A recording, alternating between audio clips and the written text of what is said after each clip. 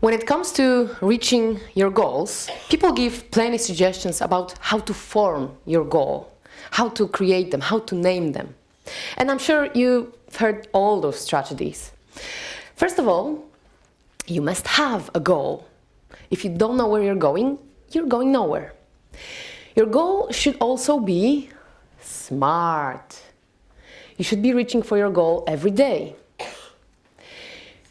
You must write down your goal and put it most preferably in some visible spot. You must share your goal with others instead of keeping the goal just for yourself. And finally, your goal should be your goal, because you know what is the best for you. You know what you want. And I agree with all of those strategies. I was using them my whole life for creating my goals. And you probably do feel this is a moment for some little but, don't you? There is a but. How about taking all these strategies and putting them in one strategy, which is drawing your goals. Creating some visual representation of what you want to achieve. Very simple drawing, nothing too beautiful, nothing too artistic. It's not about art and beauty. I'm gonna do one technical thing. And I believe you can do that thing with your goals too. So, drawing can be very, very useful in your life, in your work, in your education. You can, for example, draw your goals. You can draw your dreams. You can make some troubleshooting. You can make a to-do list or a shopping list. You can make any notes, any memorandums of any kind. You can create some procedures or schemes, mechanisms. You can draw rules. You can use it in business in really a lot of different goals, like everything which is connected to explaining and understanding. And you can do it also with education when it comes to children, teenagers, adults. And you can do it all on your kitchen wall, for example, or any wall you can find in your room, in your home. Actually, I believe it's possible to draw everything. And why am I sure it's possible? Because I have been drawing since I remember. Today, I draw every day. Every day, I ask myself how to draw this, how to draw that. And so far, I didn't find anything which is not possible to draw. Even among abstract ideas like jabong. Jabong is a Polish word. We don't really know what it is. It's actually nothing. You can just create your own jabong. You can do it today, during a conference or after it. It depends on you, what the jabong will be like. Few different jabongs. I ask people to draw jabong, actually. I'm really doing that. And the results are really interesting. This is a drawing, by the way, by a guy who really believes he cannot draw, like most of them. And this is a jabong with a huge story behind it, with his friend in a cave, you know, huge story. So, you see, you can draw an abstract idea. You can even draw an abstract idea of how much. If you have to draw how much, how would you do that? Those are just examples of how adult people draw how much. Very simple, huh? Don't you tell me you cannot do that. Or where. There you go. Lot of examples of where. Aren't they simple? Easy to do? They are. When? One of my favorites. I don't know who is the author of the drawing, a man or a woman, I don't know. Why? And we have some two good ones. Sorry, not here, but why is tough one too. But people made it, they could do it. How is interesting. And it's very important to know how is how in Polish, because how in Polish is jak. And in this case, this is so obvious to draw jak. and also an other animal. So you see, this is not really so complicated. You can guess this is a dog, right? And as I had my own bat, you probably have your own bat too. And the bat is, can you help me? What's the bat for you? You cannot draw, right? You cannot draw. Just like those guys, huh? I hear it often. And think about how an adult person, or just a person, changes his or her opinion about his or her drawing skills. When you are just born, well, you don't draw yet, but probably you already believe you can do it. You just, sleep, poo, and eat. But very, very soon, it's gonna happen.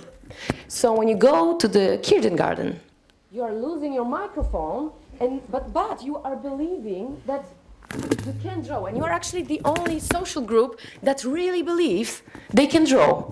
I'm done, thank you. We go further, and then you have 7 and 15. And okay, you may be drawing, but there is a lot of students who are better in it. So you are not such a master, right? And when you are even older, you are a teenager, and you definitely cannot draw. And besides, it's for children, right? And you're an adult, and you cannot draw at all. You actually believe, you may have children by your own, and you actually believe they can do it better than you. And by any chance, do you see something really interesting in those drawings? They are the same. You didn't really change your drawing skills. So why the hell do you change opinion about your drawings? Do you honestly believe you cannot draw? I will tell you a dog story right now. And I would like you to imagine the story. So please concentrate on what I'm talking about, right? Not the drawings. Don't expect any drawings. And don't expect any microphone problems too. They're not happening. I think it's good now. So imagine, when I was a little girl, I really wanted to be a painter. I had a collection of crayons, markers, I have everything, pastels, everything. And I'm more or less 7 and 8 years old. This is Christmas, not Christmas Eve, New Year's Eve. And I'm going with my parents to my grandparents to celebrate, right? And we left my dog locked in my room, thank you very much, in my room, hoping that he will get, less crazy than in a whole house or in a garden. As you know, New Year's Eve is a nightmare for animals, right? But if you think my dog had a nightmare because of fireworks, you are wrong. I had a heartbreaking tragedy seeing my beloved crayons collection completely ruined. Actually, my whole room was entirely devastated by a dog, including pillows, clothes, furniture, everything. But who cared? He ate my crayons. And I'm not talking about Bambino crayons. I'm talking about really cool, fancy wooden crayons. Like, for example, my favorite green one, I remember its color till this day. Or those little leftovers, it's barely a crayon anymore. It's just a leftover, but you keep it for the best moments. And this is this extremely rare crayon in a natural skin color. So here I am, standing in my room. I see the dog, the remains of my crayons. And my dog, on the other hand, is probably, relieved that he finally see a member of the family. Probably all he really needs is just a little hug. So what do I do with this Caucasus sheepdog, who is on the list of 10 most dangerous dogs on the earth? And he actually looked more like a bear than a dog. What do I do? Well, it was so obvious to me. Revenge. I go to the dog, I take his tail, and I bite it. Obvious solution, right? So as you see, I was really involved in my dreams when I was a kid. And maybe you know, why is that so? Maybe because I was a little girl and I didn't know that dog could hurt me? No, I knew that perfectly, because our dog was actually biting members of the family from time to time, occasionally, instinctively. Maybe because I invested huge money in my huge crayons collection? Not really, that's probably what my parents did. I didn't really feel the financial loss. The only loss I felt was my broken dreams. I was not able to draw. I was not able to express myself, to give expression to my imagination. I couldn't share my ideas. I couldn't save them for the future. Someone took my magical dream tool. And this story, as you can see, is not only a cool story for TEDx, but also is a great occasion to ask some very important questions. For example, why?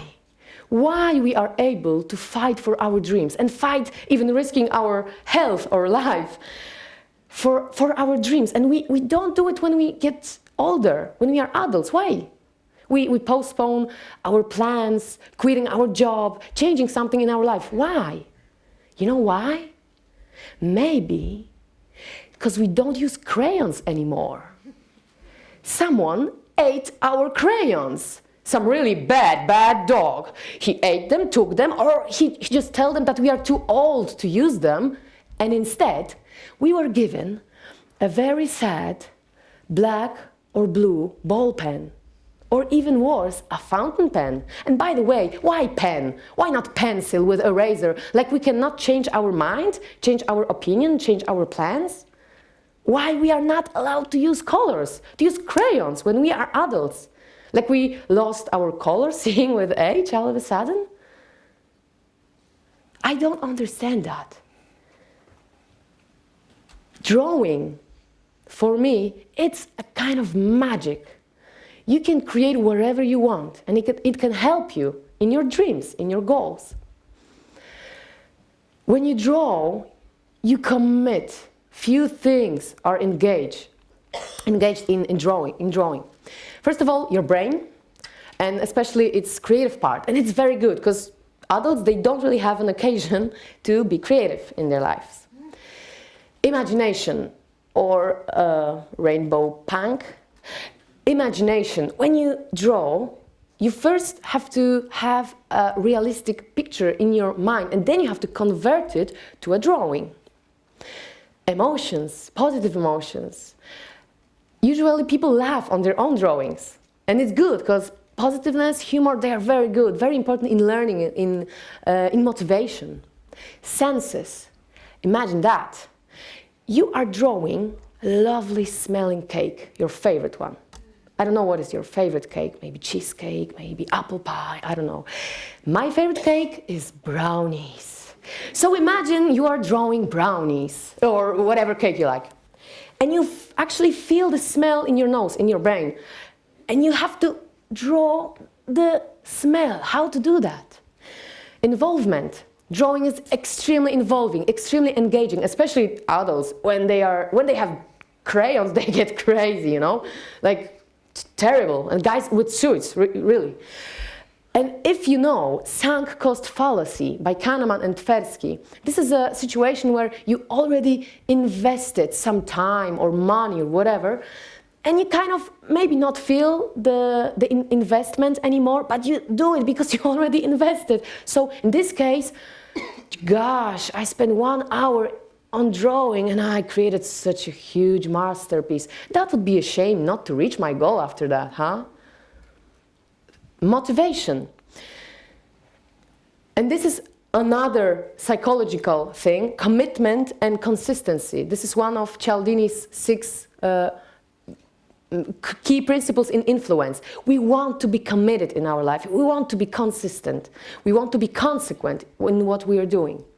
And when you look at all that, these elements are also very helpful in law of attraction, in The Secret, or self-fulfilling prophecy, however you call it. They mainly all mean the same, that when you want something really badly, it will come true. And also, when you look at all these elements again, you can see that they are also helpful in learning, in effectiveness and accomplishing. When I was telling you a dog story, tell me, have you seen me? Have you seen my dog maybe? Did you see it in your head? You did. The crayons, me crying. You see that? How the hell is that possible? Are you time travelers? You've never seen me having 8 years old, haven't you? And you've never seen my dog. I didn't put a drawing of my dog.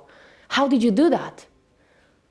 Well, you just have brains, you have imagination. You can use it in your everyday life. Do you know that? I have really a lot of examples and no time to tell them all, but examples of people who draw and the drawing could change their life. It's Edita. She drew her cartoon CV and she got a job of her life. It's Gosia. She's with me right now here. She's a life coach, also my coach, and she was with me when I was changing my life a lot. And I was leaving my comfort zone and expecting some miracles, and they really happened. This is Aaron, English teacher who uses drawings to teach teenagers some really important things like recycling, like teaching about Earth. I treat drawings very seriously, even if they are funny. They are fun, mostly. And I believe it's half done when you've drawn it. The last story I have to tell you is a story of my wall in my room. This is a story that probably, thanks to this wall, I'm here right now on TEDxWroclaw. So this is my wall of dreams and plans. And once I quitted my job, I thought, I'm gonna be on TEDx in 2013. I put it on my wall in this place where I keep huge plans. So I didn't do nothing, I just make a picture of my wall and put it on my Facebook wall. And a few days later, my friend from Facebook, she wrote to me, Carolina, saying, "Hi Claudia, how are you? What's up? I really like your Facebook fan page where you draw. And I also seen that you put a drawing with TEDx, that you want to be on TEDx. So I actually gave your number to Michał, to the curator of TEDx." And I'm like, what is happening? I mean, I did nothing, I just made a photo. So I started waiting. And waiting for his call, oh my God, and waiting, few days and waiting. I didn't have his number. It was even worse than, you know, waiting for a call from a guy after a date. So I was waiting and waiting, and finally he calls. I see an unknown number, and it's Michał, and he's very professionally, he's saying, "Well, it's Michał, TEDxWroclaw. I would like to offer you an opportunity, to open the door for an opportunity to cooperate with TEDxWroclaw." And I'm also even more professional. I'm saying, yes. Well, I cannot talk right now, but maybe I will have some time, you know. We met, we discussed everything, and here I am. And do you know when Michał called me? When exactly did he call me? He called me exactly on the day of my birthday. He didn't know that. So, you see, it's half done when you've drawn it. My huge plan was done. So I would like you to draw. Please, people, draw, because you can draw. You can draw everything, everywhere, every time. You just have to start doing it right now. Thank you very much. Whoa!